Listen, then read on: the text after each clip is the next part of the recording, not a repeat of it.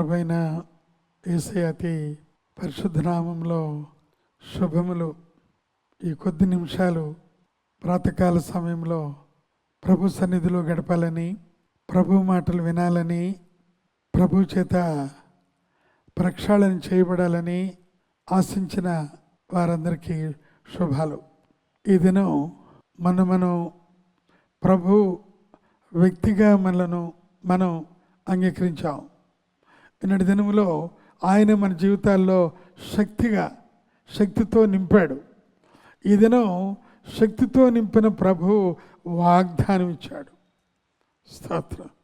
2 పేతురు పత్రికలో 1:4 ఆ మహిమ గుణాతిశయములను బట్టి ఆయన మనకు అమూల్యములను అత్యధికములు అయిన వాగ్దానములను అనుగ్రహించి ఉన్నాడు.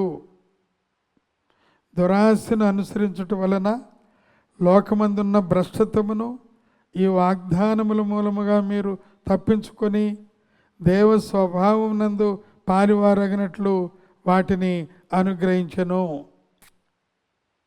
ఈ 4వ వచనంలో మనకు కొట్టొచ్చినట్లుగా కనపడేది దేవుని వాగ్దానములు. మొన్నటి దినములో పర్సన్, ఒక వ్యక్తిని మనం చూచాం. ఈనాటి దినములో పవర్, ఒక శక్తిని మనం అనుభవించాం. ఈరోజు ప్రామిస్, ఆయన మనకు వాగ్దానంతో మనలను నింపుతూ ఉన్నాడు. వాగ్దానములను ఇచ్చి నెరవేర్చే ప్రభు ప్రియులరా. ఆ వాగ్దానంలో ఒక వాగ్దానం ఈ ఉదయంలో చెప్పుకుందాం. అదేమిటంటే, ప్రభు ఆత్మస్వరూపంగా మన మధ్య ఉన్నాడు, కానీ ఆయన పరలోకములకు ఆరోహణమై అక్కడ తండ్రి కుడి పార్శ్వమందు ఉన్నారు. అయితే నేడో రేపు ఆయన మరల తిరిగి రానై ఉన్నారు.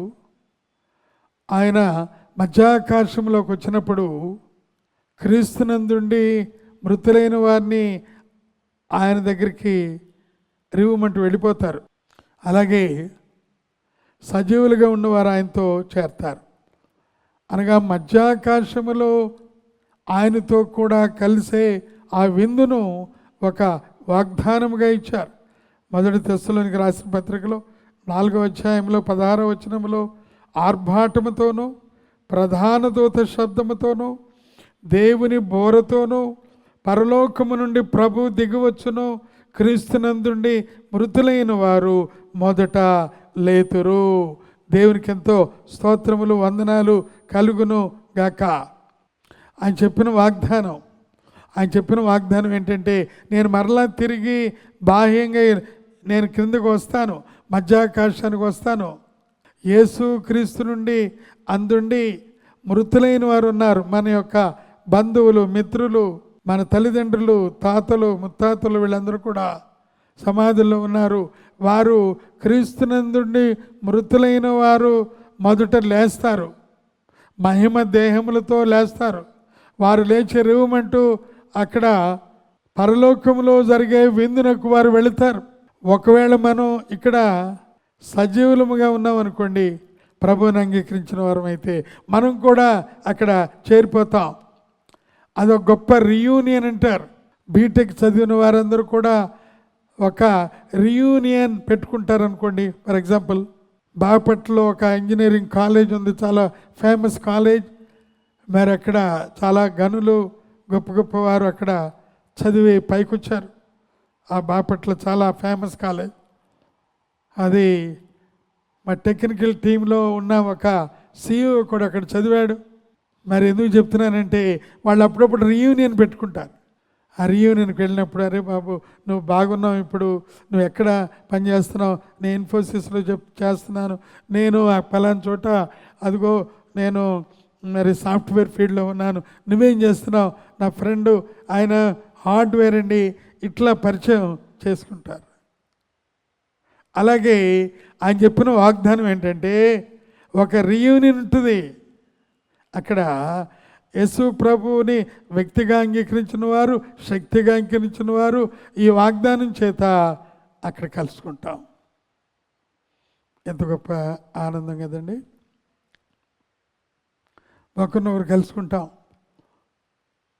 అన్నా పీటర్ అన్నా బాగున్నావా, లోకన్నా బాగున్నావా, ధర్మన్నా బాగున్నావా, ఆయా బడికి తమ్ముడు ఇక్కడ కలిసాం, మనకి ఇంకెంత ఆనందం, ఇంకా ఏమీ లేవు, ఇక్కడ ప్రభుతో ఉండటమే, బంగారు వీధుల్లో తిరగటమే అన్నా అంటే, ఇంకా చెవర్మ ఎందుకు తమ్ముడు, ఇక్కడ ప్రభు దగ్గర మనకు కావలసిన ఆ యొక్క జీవజలాలు ఉంటే ఇంకా వాటి జోలికి వెళ్ళబాకు తమ్ముడు, అసలు ఉండవు అని.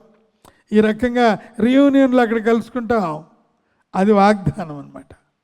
ఎంత గొప్ప వాగ్దానం కదా. యోబు గారు గొప్ప దైవజనుడు, ఒక చక్కని సాక్ష్యం చెప్పాడు. ఈ వాగ్దానాన్ని మనందరికీ చెప్పాడు. యోబు గ్రంథంలో 19వ అధ్యాయం 25-27 ఆయన ఏమన్నాడంటే, అయితే నా విమోచకుడు సజీవుడనియు తర్వాత ఆయన భూమి మీద నిలుచుననియు నేను ఎరుగుదును, ఇలాగున చర్మము చేకిపోయినను తర్వాత శరీరముతో నేను దేవుని చూచేదను. దేని స్తోత్రం కలుగును గక్క. ఎంత గొప్ప వాగ్దానం ఇచ్చాడండి యోబు గారు, గొప్ప దైవజనుడు, నా విమోచకుడు సజీవుడు, ఆయన భూమి మీదకి వస్తాడు, అప్పుడు నేను ఆయన్ని ధైర్యంతో ఎదుర్కొందును. నా చర్మము ఒకవేళ చీకిపోయినను నేను శరీరముతో ఆయన్ని చూస్తాను. అంతే కదండి.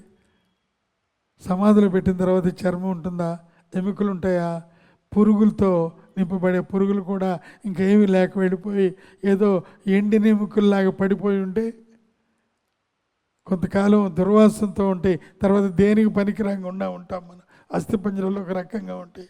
అయితే ఏమన్నాడు యోబు గారు, నేను శరీరంతో, ఇంకేంటండి శరీరం పోయింది కదా, కుళ్ళిపోయింది కదా, పురుగులతో ఉంది కదంటే అది కాదు, ఆయన చూచాడు, మహిమ దేహము నాకు వస్తుంది, మహిమ దేహముతో నేను రివ్వుమంట ఆయన్ని చూస్తానని. దేవునికి స్తోత్రములు కలుగును గాక. డాక్టర్ మాసిలమణి గారు గంభీరమైన పాట రాశాడు, మేఘాల మీద మన ప్రభు యేసు మహికి ఏ తెంచు వేళ ఆ చందమాయే భూమికి ఆయన తిరిగి వచ్చును గాక అని అద్భుతమైన పాట ఆయన రాశారు. కట్టుకథలు కాదు, కాలక్షేపం కాదు, పుణ్యక్షేత్రాల పాటలు కాదు, ఇవన్నీ కూడా అవి నిజంగా ప్రభు నిమిత్తమై వ్రాయబడిన ఆ యొక్క సంగీతాలు. కాబట్టి ఆ వాగ్దానము నీది నాది సంతరించుకొని పేతురు గారు ఇచ్చిన పరిశుద్ధాత్మ దేవుని వాగ్దానం నీవు హృదయంలో నింపుకోవాలని ప్రభు పేరిట ఈ కొద్ది మాటలు మీకు అందిస్తూ ముగిస్తూ ఉన్నాను. దేవుడి యొక్క దైవిక సిద్ధాంతంతో కూడిన మాటలు దీవించి ఆస్వాదించును గాక. ఆమేన్. మహోన్నతుడు అయిన మా గొప్ప తండ్రి, నమ్మకమైన మా దేవ, మా జీవితంలో ఈ వాగ్దానం ఇచ్చావు ప్రభా. వాగ్దానం ఇచ్చిన దేవుడు నమ్మదగినవాడు. నీ వాగ్దానాలు పట్టుకుని ఉన్నాం ప్రభా. ఆ రకంగా మమ్మల్ని ముందుకు కొనసాగింపు చేసుకో ప్రభు. యేసు నామమునే అడిగి ఉన్నాము మా తండ్రి. తండ్రి కుమార పరిశుద్ధాత్మ త్రియేకదేవుని ప్రేమ కృప సమాధానం మనందరికీ ఆయన ప్రేమించే వారికి తోడై ఉండి నడిపించును గాక.